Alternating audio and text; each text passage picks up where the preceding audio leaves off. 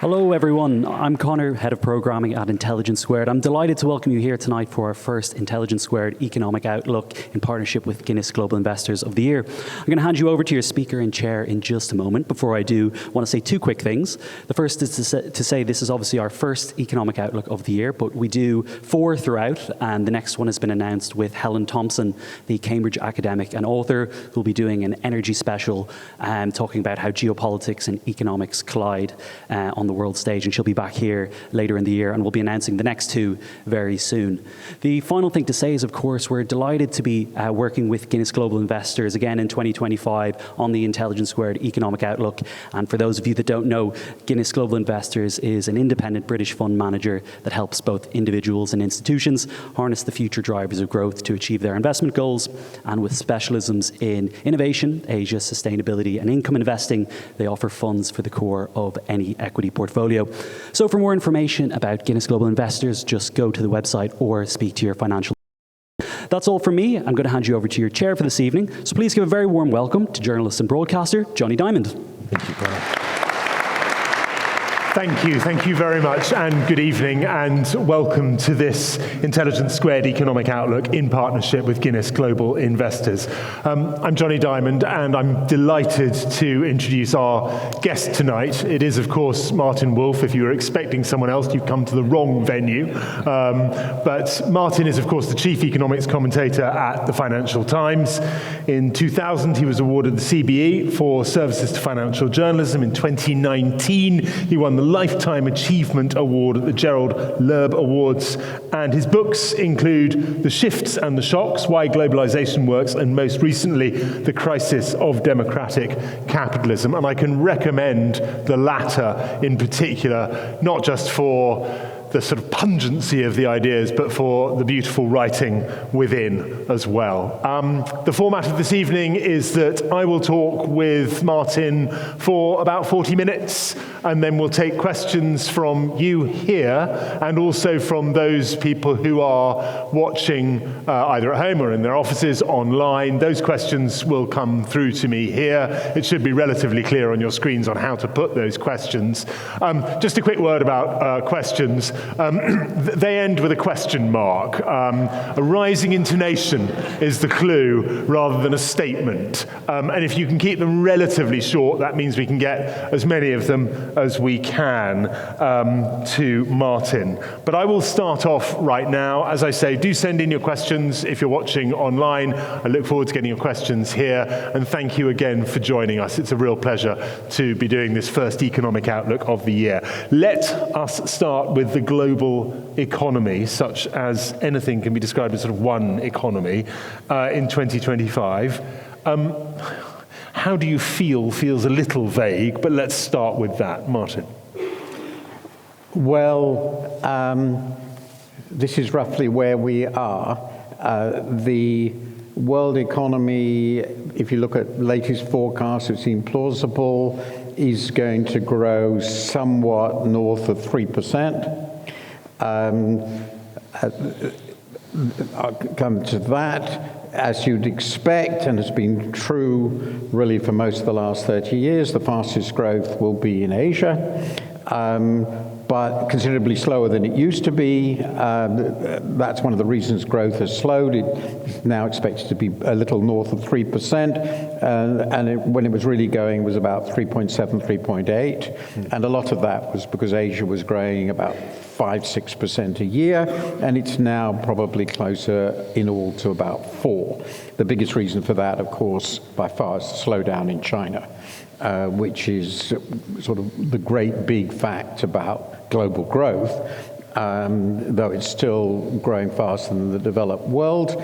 In the developed world, unless something very big happens, we can expect, I think, US growth at 2% or a little bit more, and Europe as a whole around half of that, and possibly a little bit less. There are profound demographic and other forces explaining some of these differences and catch-up opportunities. Now, that is what happens if, as it were, nothing tremendously shocking happens. And in the last 5, 6 years, and certainly even more the last 15 years, we've had a pretty regular dose of big shocks. And the biggest of these, of course, being financial crisis, the pandemic, and energy shocks. A very big question is whether Donald Trump's arrival on the scene for the second time and the trade wars he's clearly sort of starting will be big enough to be a significant global macroeconomic shock, something that you can really notice. And the point I would make there is it has to be pretty big. It has to be rather more, considerably more, than he's done so far, including his announcements of steel and aluminium tariffs today, his 10% tariffs on China, a long way from the 60% we were expecting, but we may still get there. At the moment, this looks to me more irritant than major factor.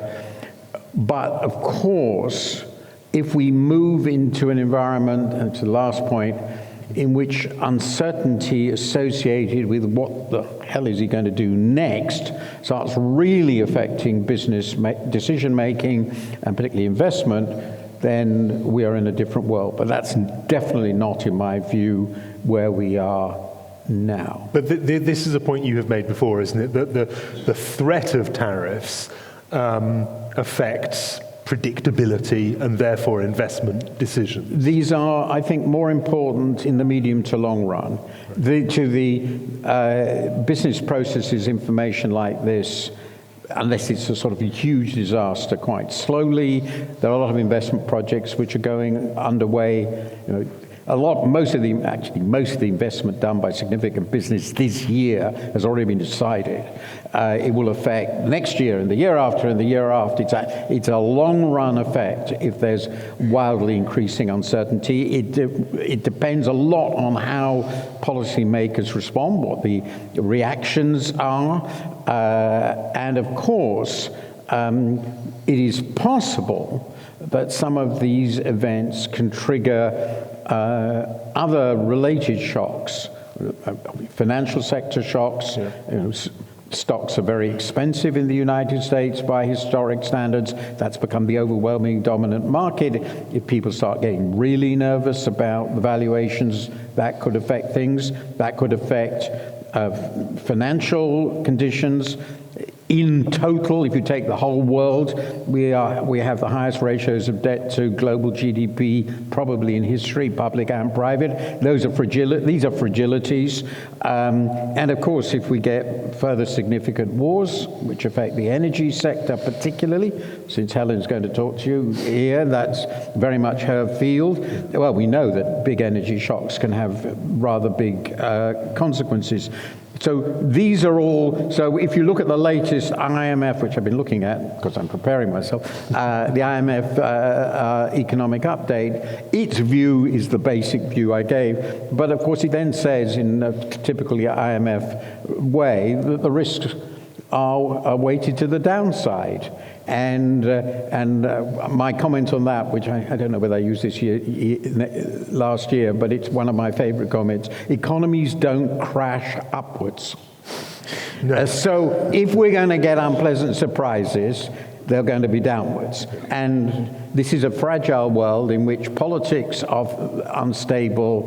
There are significant wars still around, and there's the potential for a really major head-on clash between China and the US if it gets out of hand. So we have to be aware that there are lots of risks, and businesses have to look at that. And if they all decide together, we can't really cope with this, we really better shut up shop, then the economy shuts up shop. Can we talk about the impact of tariffs on individual economies? There was an estimate that had the full set of Canadian tariffs, which was 25% on all Canadian exports into the US, had they gone into place, it could have taken 4% off Canada's GDP, off its national output.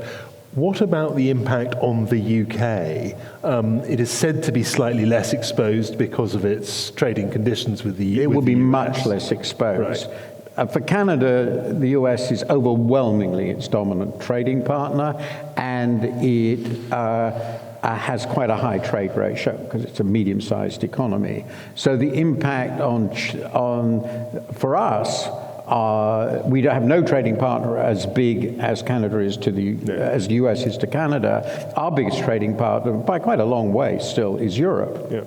So if we get into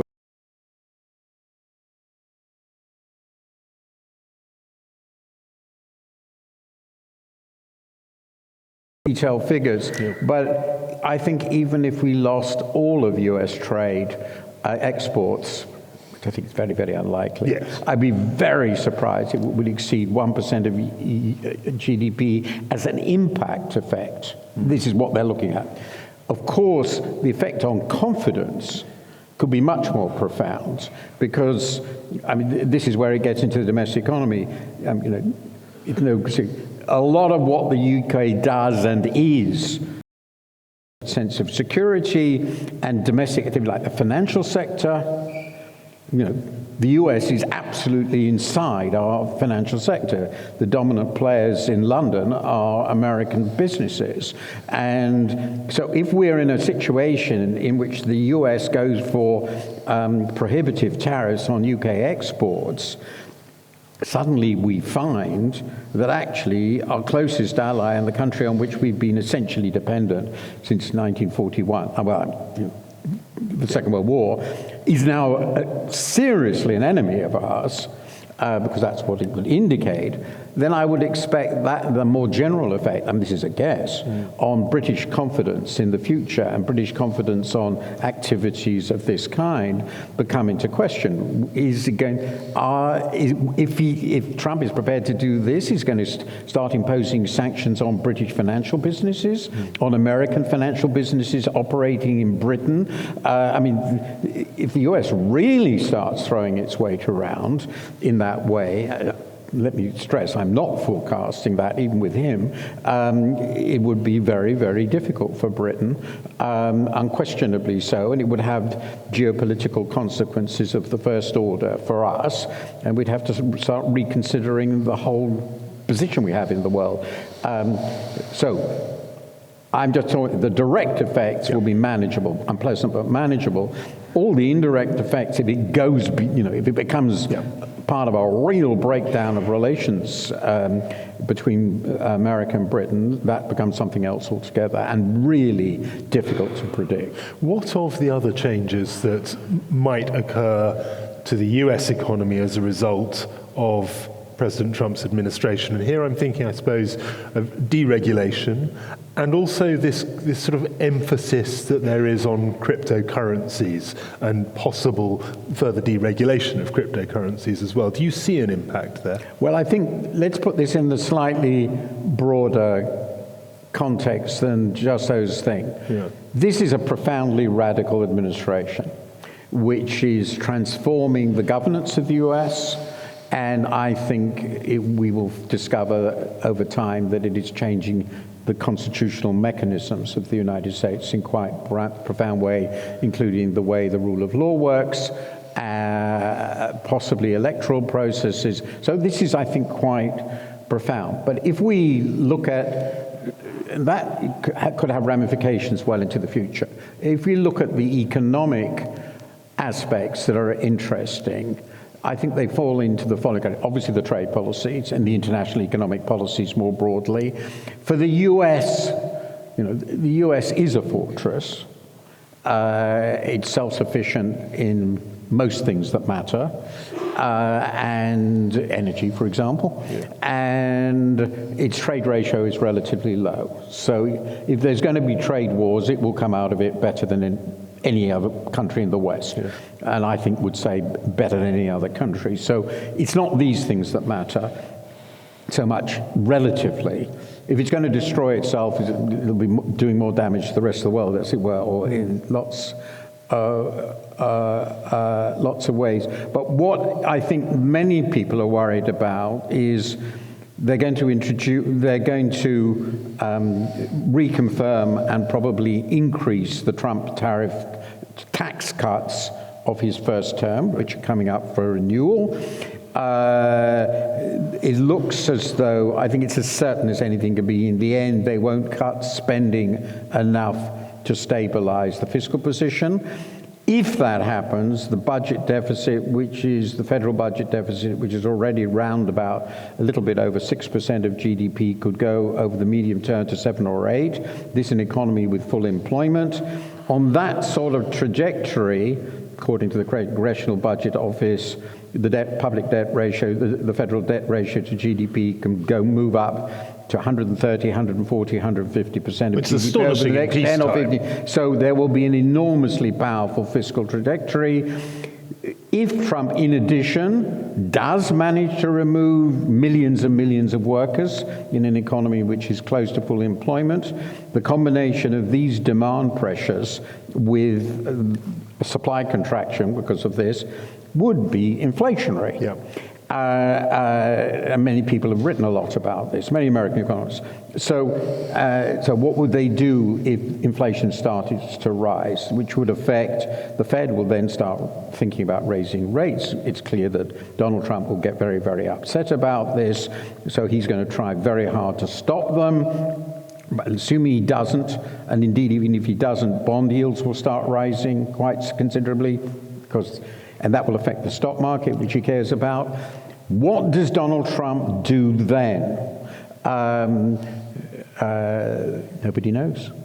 I think Scott Bessent, who's clearly one of the few relatively orthodox people in the administration, will try to avoid that sort of crisis emerging. But at the moment, it's not clear how. So we could imagine, I think I touched upon the opening statement, a situation, not necessarily this year, it could be next year, it could be even later, in which macroeconomic macro stability becomes seriously questioned in markets in relationship to the US, and the combination of events that I've just described was sort of what happened in the US in the early 70s, and it's what led up to the decade of inflation and the Volcker crisis in the 80s. There are a few of us, a few economists, who think that sort of thing might return because Donald Trump will be operating under constraints that he, by in temperament, won't want to recognize. At the same time, he hates weak stock markets, and the world I've just described, with rising interest rates, possibly tied to Fed policy, in the context of these huge fiscal deficits, is going to create real mayhem in markets, in all likelihood. Those are relatively plausible risks in the near term, by which I mean not this year necessarily, but the next 2 or 3. And markets are always looking ahead, so if they think this is not going to be controlled, they might suddenly start going haywire. And I really don't know how they're going to, I don't think anybody knows how they're going to play that. Let's talk about a little bit of market mayhem that we had, a couple of weeks ago. And this was after the Chinese AI chatbot or assistant DeepSeek was revealed to have cost significantly less, a minuscule amount of compared to the AI investments made in America. It suggested that China had made an enormous leap ahead in artificial intelligence. What did you make of it? And do you buy the idea that China has managed to catch up with the US? Well, I'm very, very careful, or at least as careful as a journalist can be, not to claim knowledge I don't have. Fair enough. And anything I think about AI is derivative. Yeah. I mean, I have the advantage of having, and I wrote about this recently, having talked to some quite knowledgeable people, but it's entirely derivative. I have to admit, I'm somebody who's in favor of competition.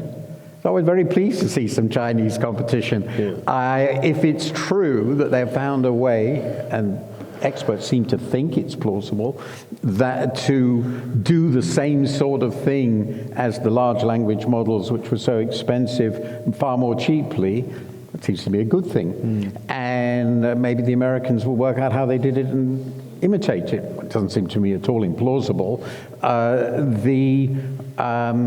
But it has told us that the processes which this particular set of technological revolutions, we're at a very early stage, and there's a lot more, I think, excitement to come. And that's crucial. Now, in terms of the market effect, well, the stock market response in terms of driving up the so-called Magnificent Seven in the US was a classic euphoric boom, and was based on the assumption that you can basically project things forward exponentially, and these companies, particularly NVIDIA, will be sort of infinitely valuable. Well, what this shows you is extrapolation of that kind is often very dangerous. It's happened before. Think of the dot-com bubble in the late 90s. So it was different in many ways, and this may have happened again, and we'll get over it. But it might mean that some of the euphoria about the tech sector in the US was exaggerated, but it may also mean it'll all end up much cheaper and much less energy intensive than we thought, and that seems to be unambiguously a good thing. Let's come closer to home, if we could, with the UK economy. When we spoke last year, you said of the political parties and their financial plans, they should just tear them up because they were a fantasy. You were, of course, completely right. They were effectively torn up with the tax rises that the Labour government brought in. Do you think that a larger state, higher spending, higher taxes will work?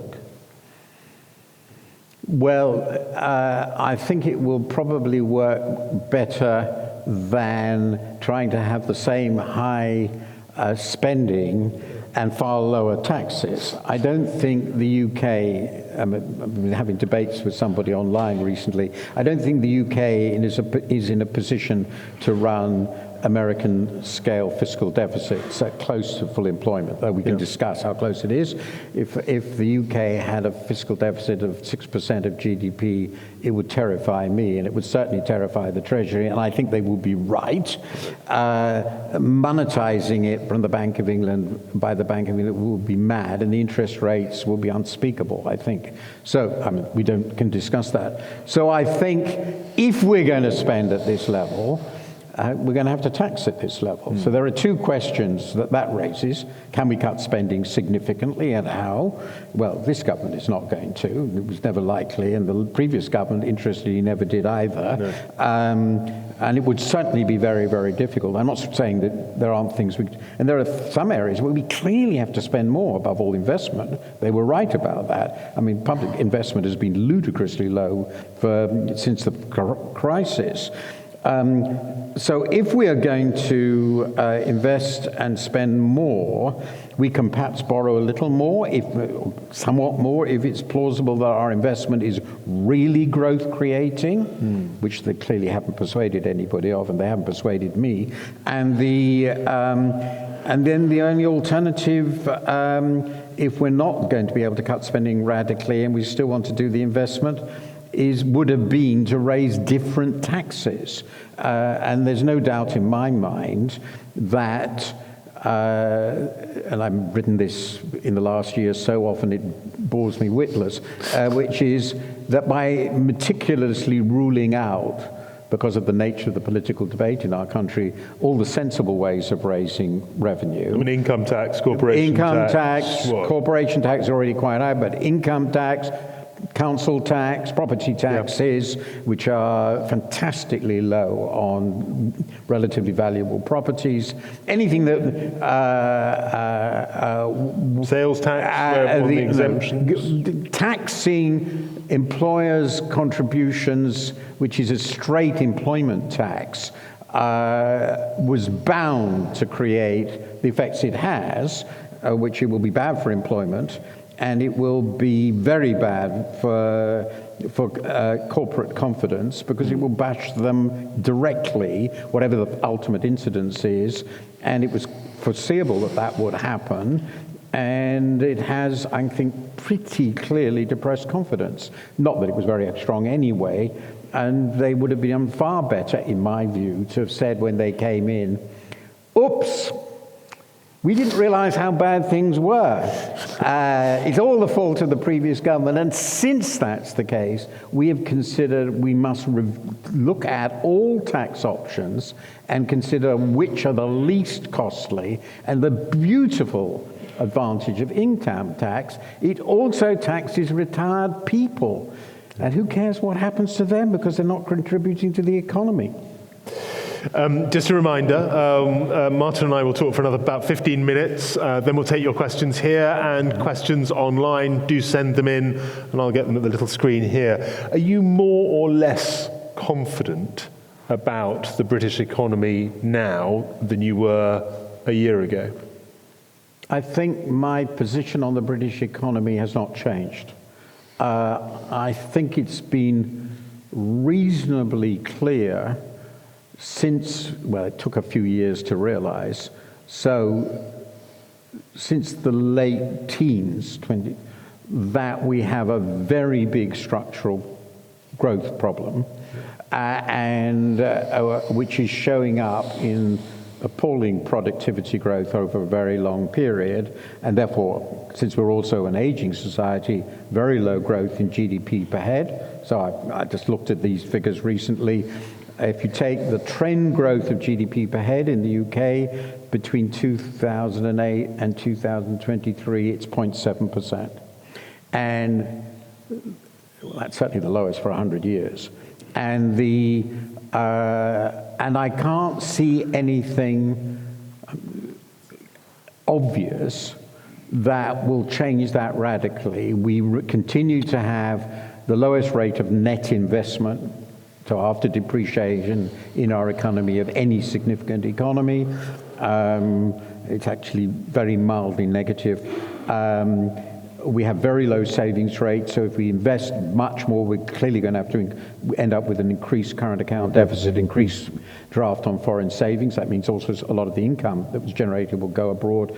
So I'm afraid, I try to be realistic, that's my job, that this seems to me to become pretty obvious. It's structural. It wasn't just about austerity, though that I think worsened the trends. We're not unique in this regard. There are other economies, particularly in Europe, which aren't so different. Italy has been considerably worse, at least until recently. But I don't see anything obvious, to my mind, that is going on in our country in terms of the economy or policy which would break those trends. And a crucial point here, and I've made this in a very recent column, which is pretty obvious, I think any business person here will agree.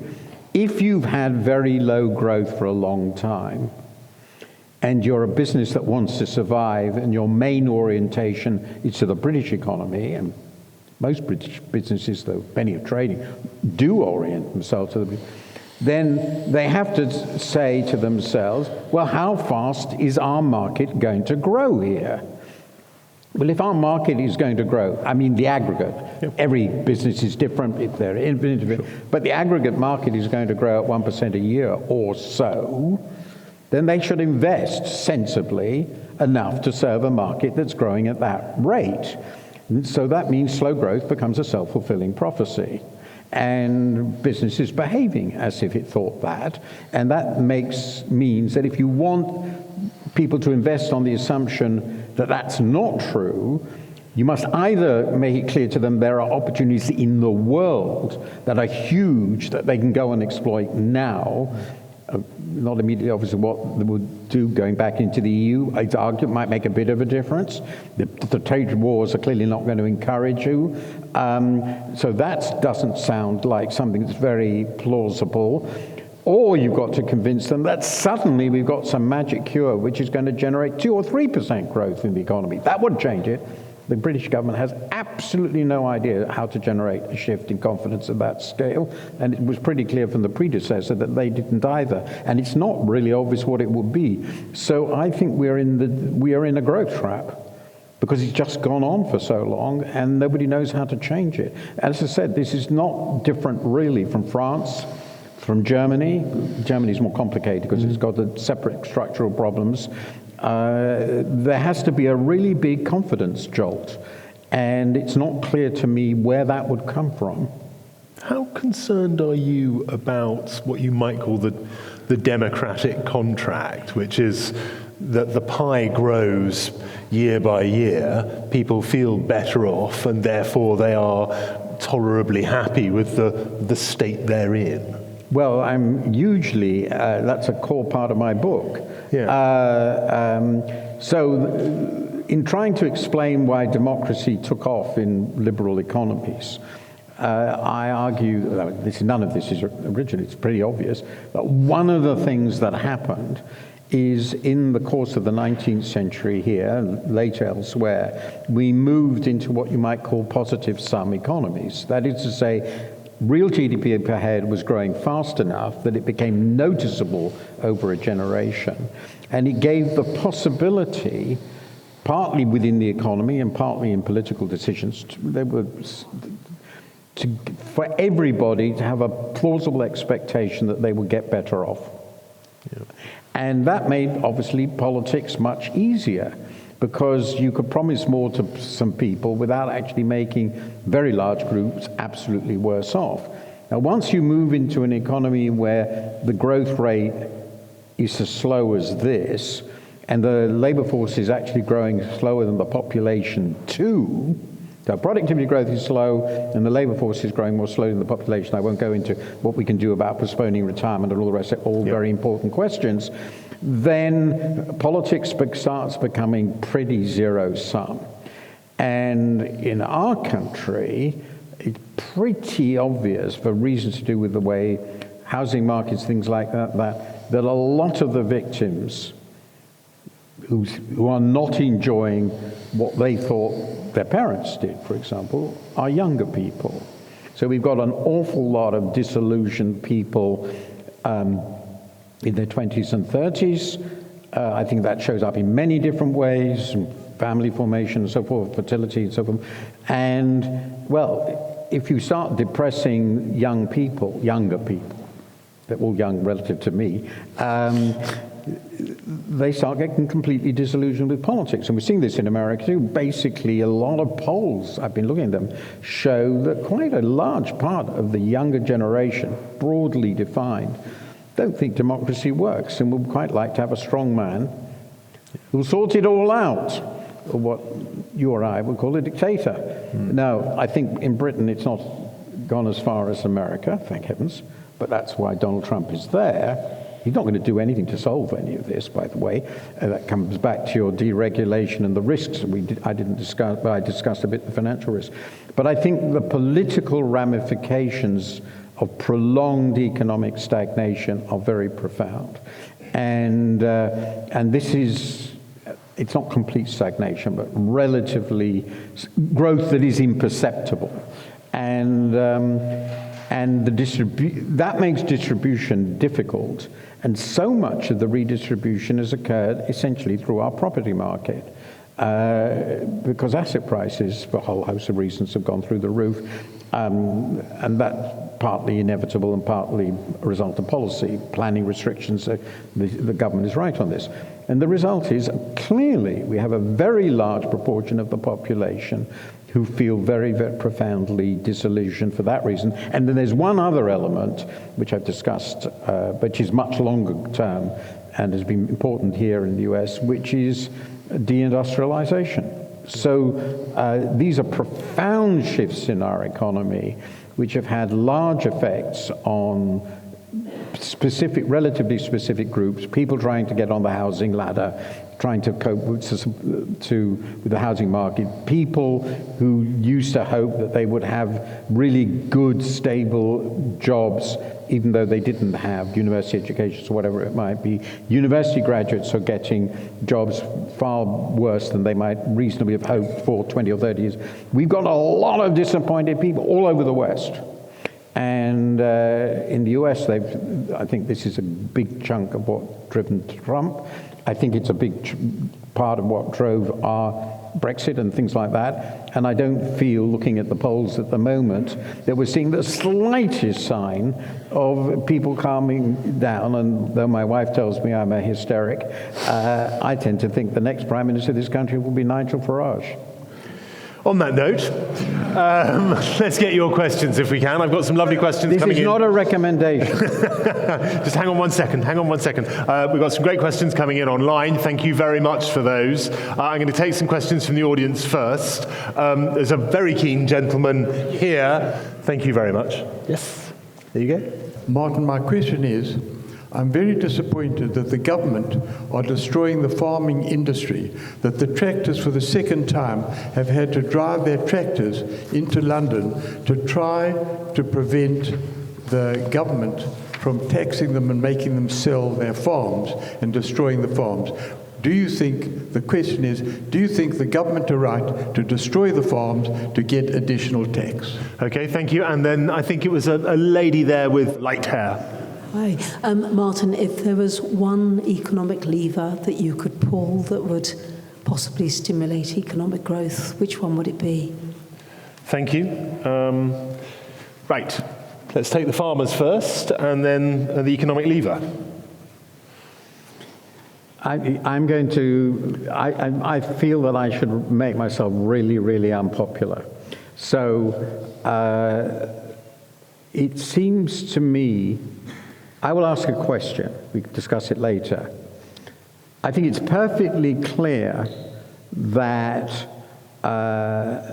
taxing the working asset of a farm in inheritance tax will trigger the disposal of this land, or it's likely to trigger the disposal of this land, and it will therefore make the farming family considerably poorer, and the children will find it very difficult to continue as farmers.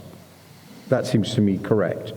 And if that's really important, then we shouldn't do it. But I don't really understand why that's the end of farming, because the land will still be there, the land will be sold, and somebody can buy it and farm it. So you have to convince me that the continuity of farming families, generation after generation after generation, is enormously much more productive than the alternative of land being sold and bought. And I'm just not convinced that that's necessarily the case. There is a question, a broader question of whether you want inheritance tax to force family businesses to be wound up. I don't think that's just a farming question. It's a broader question about, because it will apply to small family businesses of all kinds.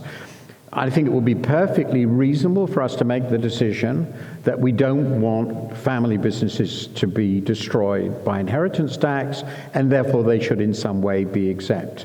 And since the tax raised by this is pretty trivial, I would have no huge problems by making farming exempt, but I'm not persuaded that this is the end of farming per se. So that's basically my answer to that one. Now, the one lever, I think the problem is we've got to the situation that I'm not completely convinced there is one lever, because we are in what I think of as a structural slump, and it's not clear what. Let me put it. It's clear there are things we could do, but they would take really quite a long time to work, and they are going to be really quite unpopular.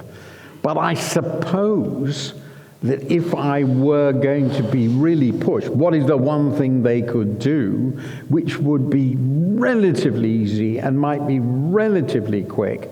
I'm inclined to agree with the government, which I find always a terrible situation with any government, which is if we can't build things, much more things, houses, factories, all sorts of, we just can't build infrastructure and so forth. We just can't develop the economy. So they are right to think that the complete ossification of our planning system and the difficulty associated with that in actually building things in places which are close to anybody else, which in England is everywhere, is the single greatest obstacle to growth. I use a statistic which is, of course, in a way cheating, but it's only sort of cheating. Since 2008, I think it was 2008, the Chinese have built basically they built in 12 years, 2/3 of the entire high-speed railway in the world from scratch. Now, they stole the intellectual property. I won't go into all that, but they built it all, and my God, it works. Well, we have HS2. The Chinese have decided that in order to become richer, they had to build stuff. And they were right, and they did, and it worked. Now, it creates some problems, for sure. But if you can't build stuff, you can't modernize. So I would think that is the single most important structural thing. And the other thing is much more difficult, I just mentioned it in passing, is we have the lowest savings rate in the developed world. We think we're very miserable, but we don't save. If we don't save more, we're not going to grow. Why do we have such a low savings rate? That's a very good question, and I'm not fully, because one obvious answer might be, and it's particularly surprising because it's, we have the most miserable state pensions. Yeah. So you would expect British households to save more for that reason, but actually the Germans and French save more, even though they have much better state pensions. So that's a puzzle. We are a relatively unequal country in Europe, so that again means that more of our income accrues to relatively well-off people, and there's a general theory that if that happens, you would tend to save more. Right. There isn't, I think, a completely plausible explanation. The housing prices are probably part of it, because so much more are what people think of savings are just transfers to all former property owners, as it were. Yep. But I think that's a pretty big feature of the British economy, and that means we are overwhelmingly dependent, not overwhelmingly, but very heavily dependent on foreign savings for investment. And that then also affects fiscal sustainability. But anyway, I would say being able to build stuff is probably a necessary condition. But of course, it's also politically dynamite, and we'll see how this goes. Thank you. I'm going to take a question that's coming online from Carrie Supple. Is there any nation in the world whose economy the UK might try and emulate, where young people have more opportunities, rework and housing, and which offer some hope? I'm not sure you're offering very much hope, Martin, but do your best. I tend to think, and I won't go into detail, but the most interesting economy with some really smart ideas, and I know who put this together, is close to the richest economy in Europe, and that's Denmark. And it has a generally flexible labor market, superlative education, it innovates crazily. Just look at these remarkable anti-obesity drugs which came out of it. It is relatively dynamic, and it still provides absolutely superlative public services and has higher taxes than we do. So, and the other one, which is bewilderingly successful, and it's not even more anymore, as far as I can see, mostly because they look so well after the money of tin pot dictators around the world, namely Switzerland. Right. And I think the Scandinavians, well, Danes, and we spend far too much of our time looking at France and Germany. I think one should look at the really clever small countries and ask them whether we can learn something. And in both cases, so from Denmark, I think we can learn a lot about labor markets, education, trading. And Switzerland is a miracle of decentralization. You know, they have actually done decentralization because they've always had it. But if you go to Switzerland, you ask, well, why does everything have to be decided in London, in a country vastly bigger? The Swiss decided a lot of stuff at cantonal level, and the cantons are tiny. And by the way, it's the only country in Europe that's richer than America. One more question online, and then we'll come to the audience. Should we have confidence in Rachel Reeves? Will she have her job by the next election? Well, it's very, very brave to be an economic forecaster, and one makes a fool of oneself all the time. But I'm very, very happy not to be a political forecaster. So my answer to that is I have absolutely no idea whether Rachel Reeves will still have a job by the next election. But my general view is chancellors don't last. The exception was one who was truly unsackable. I'm just going back, Gordon Brown. And George Osborne, was the inverse. The Prime Minister and the Chancellor were codependent for different reasons. So the answer, to my mind, given the majority they have in Parliament, one has to assume that Keir Starmer will last. I may be wrong. Labour isn't as ruthless as the Conservatives about getting rid of dud leaders, so I think he will last. And as far as I can see, and this is based not on personal observation, but on everything I'm told, Keir Starmer and Rachel Reeves are codependent.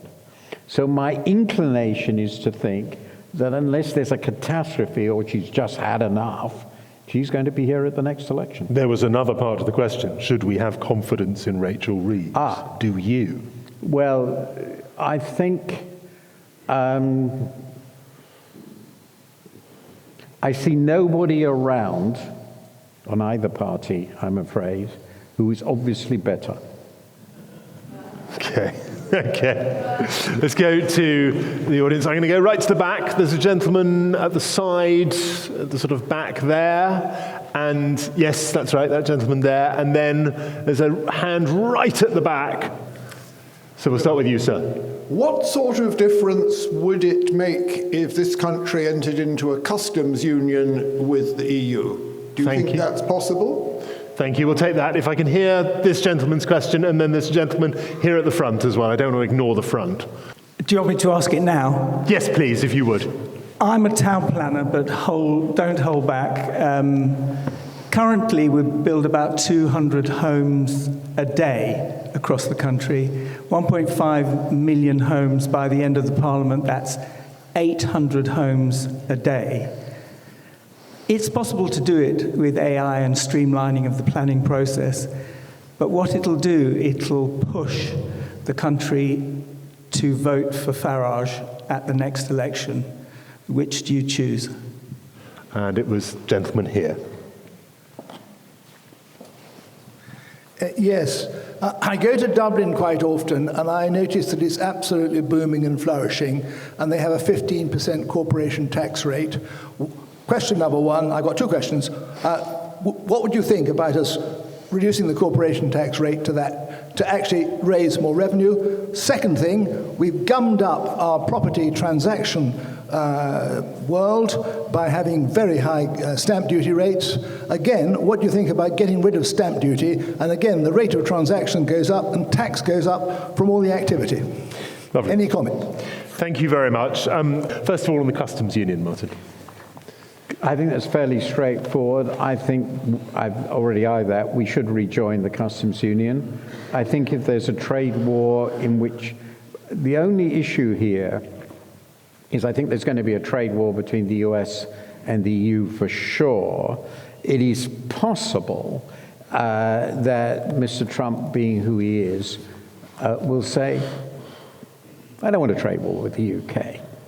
After all, that's where my mother came from. Who knows? And if we're in the customs union, we'll be part of the trade war because we have the same external tariff. And if we aren't, we won't. But other than that, short of rejoining the single market makes sense. I think rejoining the customs union makes pretty good sense. But right now, there are risks out there, which I just mentioned, the Trump risk, which might make it sensible for the government to wait and see. Okay. There was a question about housing and Nigel Farage. Well, I understand the question. Right. I think I understood it. To say if the government succeeded in building, was it 1.5 million houses? Which it won't.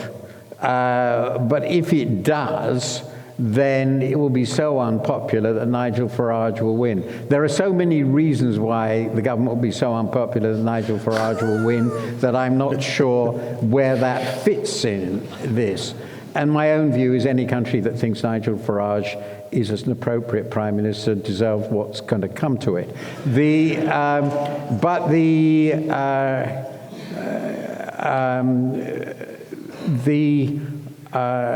But you are saying something important, which is the core of politics, which is we have decided as a country to increase our population very substantially, mostly through immigration, over a long period. We also have young people who want households of their own, and because we are an older society, there are more households per number of people than there used to be. And we are a relatively small country, though there's actually plenty of land. And the result is that if we want to build housing for all these people to live the way they sort of want to live, then it's going to involve building a lot of houses in places where people would rather there weren't any houses. So we have to make a choice about who gets miserable. There will be one group of miserable will be youngish people who don't have any real hope of getting on the housing ladder, who live in cramped quarters and all the rest of it, but middle-aged and older people will continue to have their beautiful views and they won't be ruined, and the other way around. Which of these will produce more votes from Nigel Farage? I really don't know, because I think it's perfectly possible that the young people who won't get all these get housing might also do this. In fact, it's pretty obvious they won't. But I have a general view, perhaps this is because I'm in a fairly comfortable position, which is any country that prefers the old to the young is doomed. So my general view, no, it doesn't mean we don't kill it. We look after old people, but allowing old people to determine whether old people in nice houses to determine whether we build more is suicide. So, of course, it might be sensible to control immigration. That's another subject, which I'm not going to go into. So my general view is we're damned one way or the other, but if we're going to have to choose it, I vote for housing people. Not every square foot of land in this country is something of glorious beauty. I'm particularly unpersuaded that the green belt around London is full of absolutely glorious beauty. But anyway, probably my most controversial remark. So as far as I'm concerned, the government has to choose development, but I understand the risks. All change will increase the chances of Mr. Farage. And then we've got corporation tax. We have an avid tax cutter here, with corporation tax and stamp duty on the block. My view is we have a corporation tax in which, unless they've changed it, I don't think they have, investment is fully expensed. And that's a pretty big incentive for investment, at least. But the key part of what the Irish did, and I admire them for it, is they made Ireland the offshore center within the EU for a very sizable group, crucial foreign investors, namely American companies, particularly in the tech business and in the pharmaceuticals business. And good for them. But Ireland is a very, very small country. And, basically, what is the population of the Irish Republic? 4.5 million? Somebody will go to me. And the population of Britain is getting towards 70. Yeah. Generalizing from Ireland, which was where the crucial thing is the attraction to foreign investment, to Britain is, I think, extremely unwise. It's not going to have the same effect. And the problem is, if we lower our tax rate to that level, then we are, I think it's very implausible that revenue, unless we, because we're almost halving the tax rate, is going to compensate for that. And so they're going to have to find some other tax or cut spending. They're not going to cut spending. Maybe they should, but they can't. And it's not completely obvious what the other tax revenue is. But I, of course, being a Henry Georgist, would go for raising land taxes, right.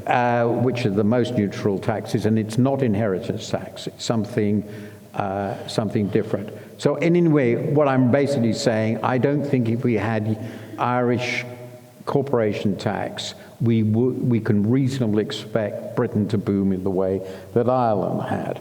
But it's certainly debatable. And what was the stamp duty? Stamp duty as well. Oh yes, stamp duty. There's a general principle, it seems to me, in economics, which is unambiguous, that is transaction taxes are really bad taxes. So, because we want transactions to happen, we don't want them to stop them, because that's what makes markets reasonably liquid. So, we've gone for stamp duty because we aren't prepared to raise land value taxes. And one of the symptoms of that is a council tax system which hasn't been updated since 1991, which is insane and also grotesquely inegalitarian, because basically land value is less taxed the more valuable the property. So I would get rid of all stamp duties and transaction taxes on land and replace them with land value taxes. Good luck getting elected afterwards. Yes. Well, I'm not convinced of that, because actually the number of people the people who are paying much more tax as a result are actually a minority, like me. I am a staggering beneficiary of the ludicrous land value taxes in our country. I worked out that my tax on property is, I think, 0.1%. I think that's right. 0.1%. I think that's pretty difficult to defend. Let us go back. Lady there. Thank you. Anne Cormack. Martin, you've used the words unwise. You've talked about advice, and my question to you is the degree to which your voice and the other voices of well-known or lesser well-known but really competent economists around the world actually get listened to and heard by those who make the decisions you've just been talking about. I think we all would love to see a greater impact from you and others who think deeply and know well what needs to be done. Thank you. Thank you, madam. There was forgive me, a hand up over here. I've lost it now. Yes, sir. We'll get the microphone to you. Okay, and we'll get... Very simple question. Do you think that Trump's policies might bring an alternative to the US dollar? Right. Bring a what? Alternative to the US dollar. Okay. And I'm going to bring you back here, if I could bring the microphone back here, and there's a lady over here. That's right, let's pass it to her. That's perfect, thank you. Good evening. Could you forecast when you think base rate will be 2% or lower? Easy one there. Right. Why don't more people listen to you, Martin? No. Are you heard? I think that's I think the answer to that is I'm so depressing. And it's not for nothing this is called the dismal profession. Though I won't talk about, well, that was, of course, because of Thomas Malthus. He was indeed dismal.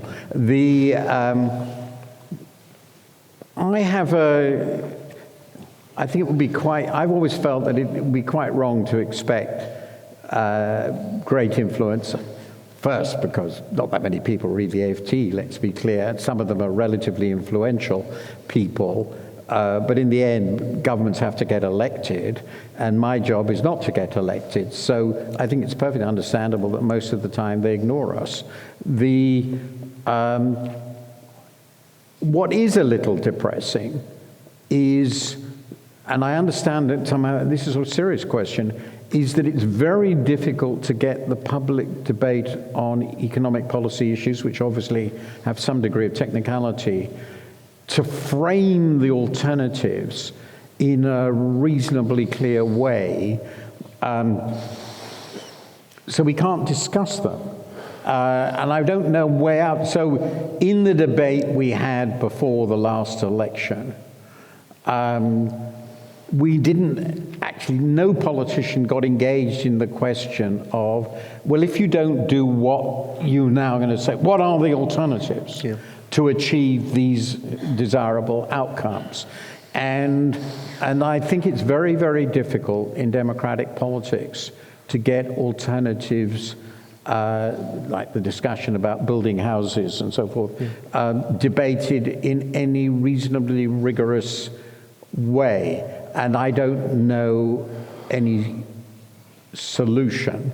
There's a famous remark, which all economists know, from a former prime minister of Luxembourg, who said that we all know what the right thing is to do, but we don't know how to get elected afterwards. And, well, I have sympathy with him, because I don't know how to get elected afterwards, and I'm not brave enough to try. Right. So I'm afraid it's a bit depressing, but one does one's best and hope that some of this percolates to the debate a bit. And policymakers in these areas do think about this a bit. And what was the... alternative to the US dollar.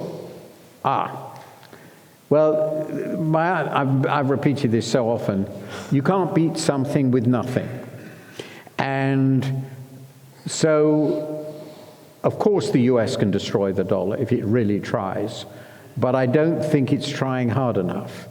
The US, all the convertible currencies of any significance that aren't the US dollar are the currencies of US allies, or maybe nowadays there are no US allies because the US doesn't think it has any, but that's the reality. China is not trying to create an alternative to the dollar because it doesn't want to run an economy which has the characteristics of the US. So the RMB, the renminbi, is structurally, as it were, relatively illiquid. That means there are a lot of purposes for which an international currency is useful that the RMB simply cannot provide and won't. I've been arguing that for 20 years and it's not going to change. it will be used as a vehicle currency for trade, not finance, with countries closely connected to and doing a lot of trade with China, and that role will increase, but it will remain relatively modest. There is no huge suite of liquid financial assets that can really serve as reserve assets, either for individuals and households or for governments. And so I think the RMB won't be. And if you look at the rest of the world, the only area that could credibly provide a reserve currency is the Eurozone. And it's a multi-currency zone. It doesn't have a single fiscal policy. Its security is ultimately still dependent on the US. And it sort of looks to most of the wealthy of the world somewhat fragile. And though there is it's possible to imagine some shift to using the euro, but replacing the dollar, I mean, that's a really huge stretch, because the US is, after all, in the end, the world superpower. So it would take a revolution.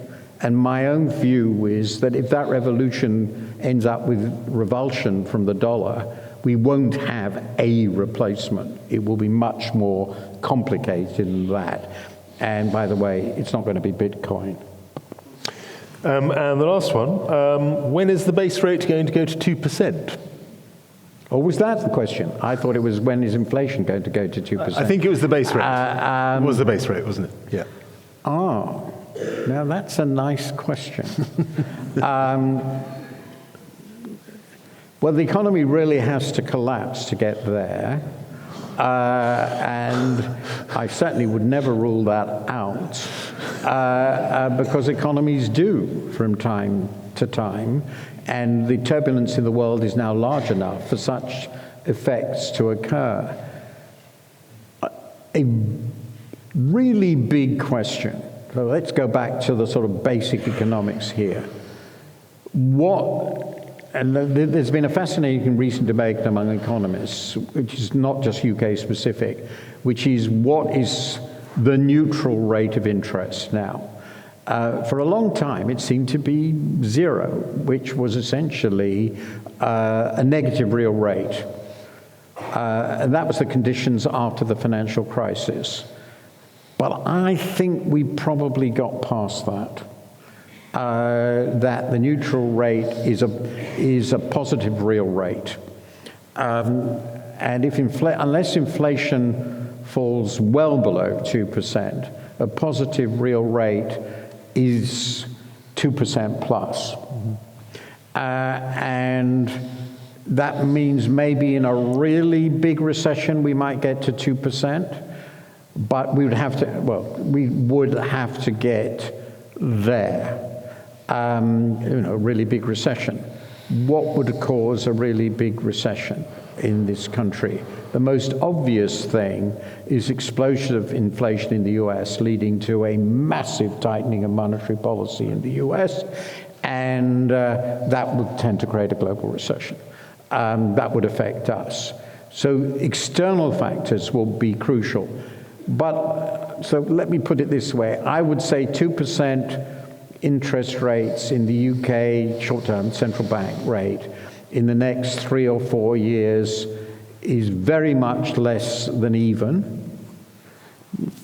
My guess would be, looking at the world and all the uncertainty, it may be 1 in 3, 1 in 4 probability, so I certainly wouldn't rule it out, but it doesn't seem to me at the moment likely. But the world is so unstable at the moment, it's certainly not impossible, and it will mean we're in pretty serious trouble.